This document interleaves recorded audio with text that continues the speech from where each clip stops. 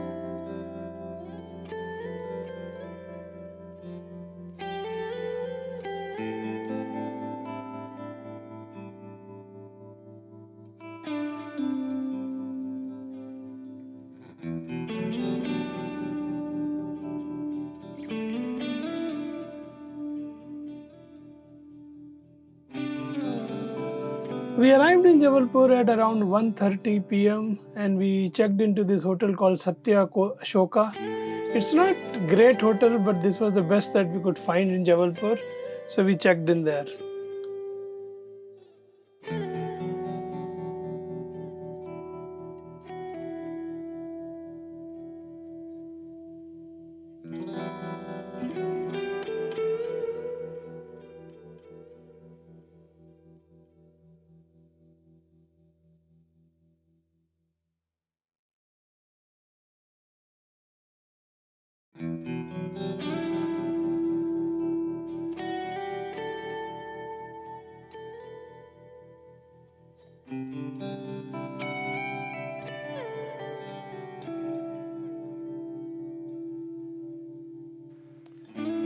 My family was leaving me at this place, so I had to drop them at the airport. At around 2:45, we left the hotel and I went to drop them to airport. And I was back into my hotel by around 3:30 p.m. And then me and my friend's family, we were going to go visit Bhedaghat.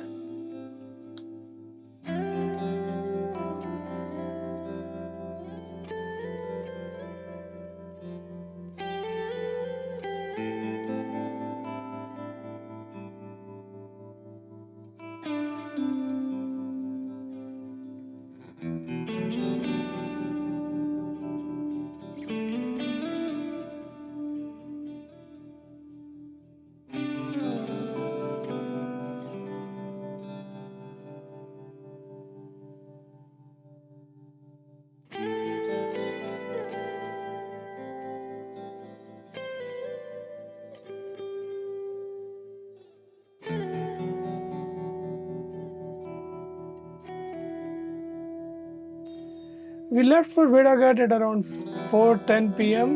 and straight away went to Bhedaghat.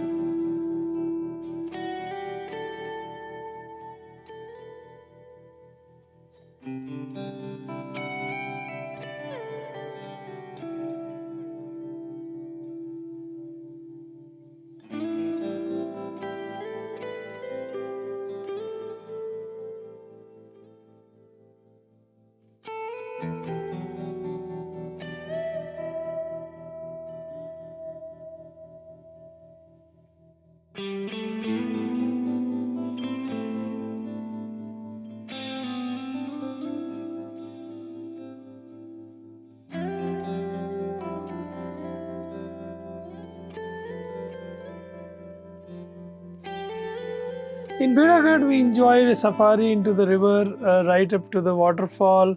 The marble rocks are really beautiful to look at. Anybody who visit this place, I would suggest do the safari into the river. If you come around the full moon days, I think it's like 2 days before full moon and 2 days after full moon. They actually do the boat safari till midnight because these rocks look amazing in the moonlight. So if you come around that time, do try to enjoy that.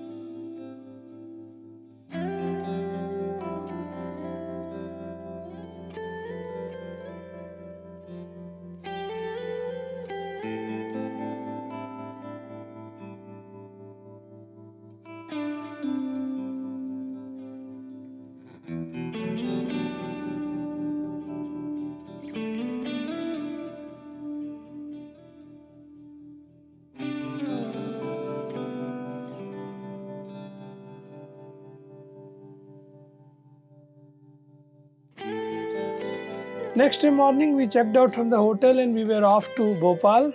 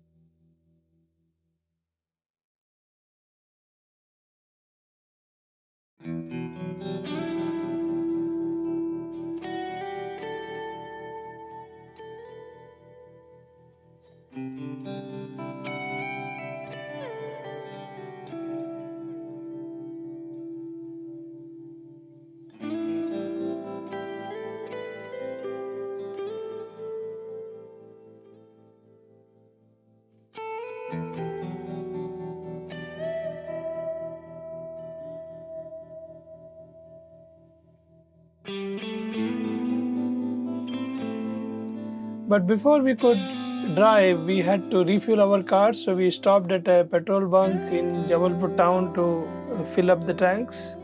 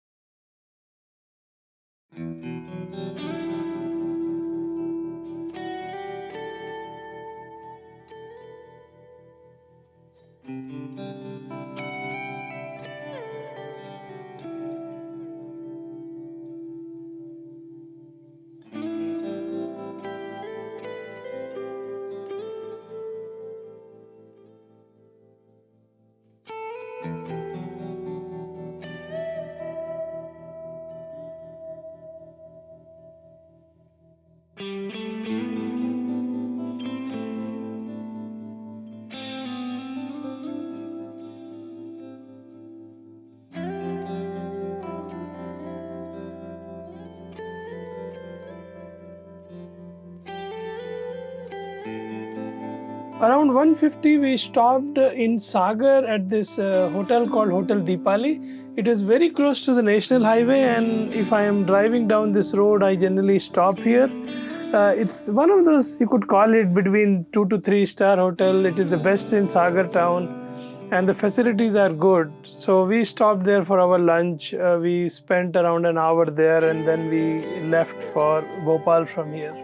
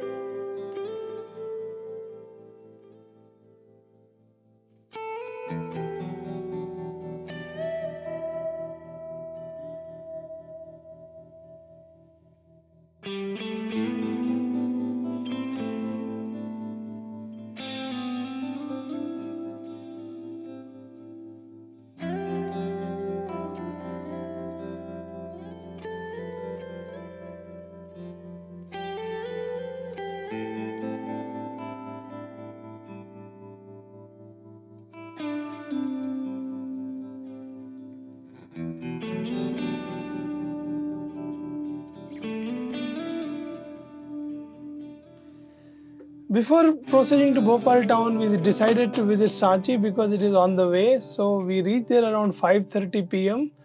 Um, the Sanchi monument is only open till sunset. So we were a little crunched for time, but we spent very productive 1 hour there and went around a lot of places. During the 3rd century BC, the Mauryan Emperor Ashoka, around 213 to 36 BC, the great patron of Buddhists, selected Sanchi Hills for the foundation of a Buddhist establishment. Because of the hill ensured quietude and seclusion necessary for the monastic life, and also was situated near the rich, populous and patronizing city of Vidisha. He erected here a stone column and a brick stupa. The Shanga period, 2nd century BC, witnessed the self-encasing in the enlargement of a stupa of Ashoka, which is also known as Stupa 1, erection of balustrades around its ground, berm is stairway, Harnika, reconstruction of temple 40 and building of stupas 2 and 3. During the Satyavahana period, which is 1st century BC, 4 lofty gateways were added to stupa and 1 gateway to stupa 3. Structural activities are on a slow pace during the reign of Kshatriyas of Malwa, which is around early centuries of Christian era, and Sangam imported images from Mathura during the period. 4 images of Buddha are placed against the berm of Stupa 1, facing the 4 entrances. Temple 17 and some other edifices were the contribution of the Gupta age. During the 7th-8th centuries AD, several Buddha images were installed and Temple 18 was erected on the foundation of an earlier edifice at the site. Several temples and monasteries were built during the medieval period when the Pratiharas and Paramaras of Malwa flourished in the region along these temples. Temple 45 is typical for its dimension and exuberant ornamentation. The best piece of the Sanchi monument is the Stupa 1, which is placed in 2nd century BC. It consists of a plastered dome crowned by a triple umbrella within a railing and contains within its core the brick stupa of Ashoka. A circumambulatory path approached by a double stairway is built against its base. The ground balustrade marks another procession path around it. 4 gateways, 1st century BC, provide access to the stupa from the ground at all directions. The height and diameter of the stupa are 16.46 and 13.60 meters respectively. The inscribed part of the railings, pavements and gateways are donations of a large number of devotees from Vidisha and other parts of the country. The scenes carved on the gateways generally depict Jataka legends, scenes from life of Gautam Buddha, subjects connected with history of Buddhism, past Buddhas and miscellaneous decorative motifs. The 4 images of Buddha installed against the drum are additions of 5th century AD. The Stupa 2 resembles Stupa 3 in shape and size but without any gateway. It has ground balustrade with 4 cardinal entrances and a double stairway leading to the top of the drum. Its reliefs mostly exhibit decorative motifs with some live scenes of Buddha General Alexander Cunningham found inside the dome the corporeal relics of 10 Buddhist teachers of at least 3 generations at a height of around 2.13 meters above the terrace. Monastery 51 is a well preserved quadrangular structure remarkable for its stone walls veneered with bricks, probably the roofs of its motifs of its cells and verandas, and the veranda pillars have been of wood. To the west of monastery lies a giant stone ball. Temple and Monastery 45 of medieval period stands on the ruins of an earlier structure of the 7th or 8th century. Presence of Ganga and Yamuna on the door jambs of the temple shows that the Buddhists adopted typically Brahminical motifs as well. The spire, reduced to a bare core, was originally embellished with carvings of 3 sides of the temple or remains of monastic cells. Just short of 7 p.m., we left the Sanchi monument to Bhopal.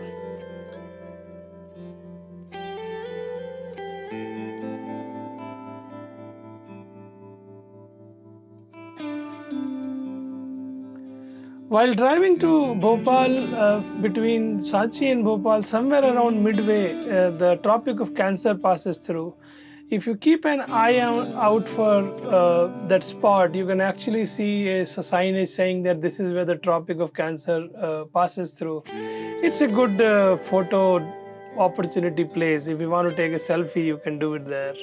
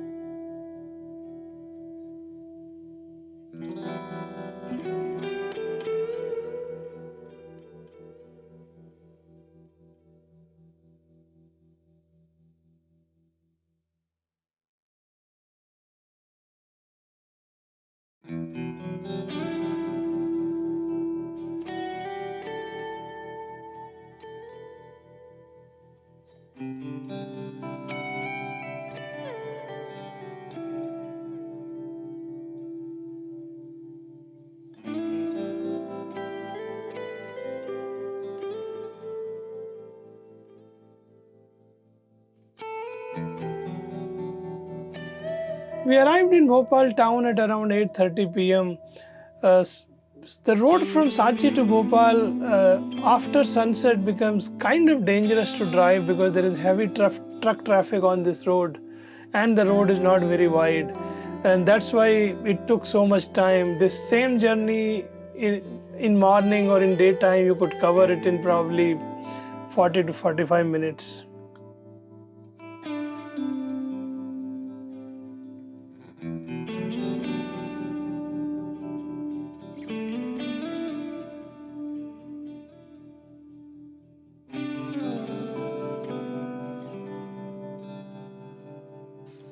If you have liked this video, please subscribe and hit the bell icon as well to receive notifications. And keep on smiling, keep on living, and keep on driving.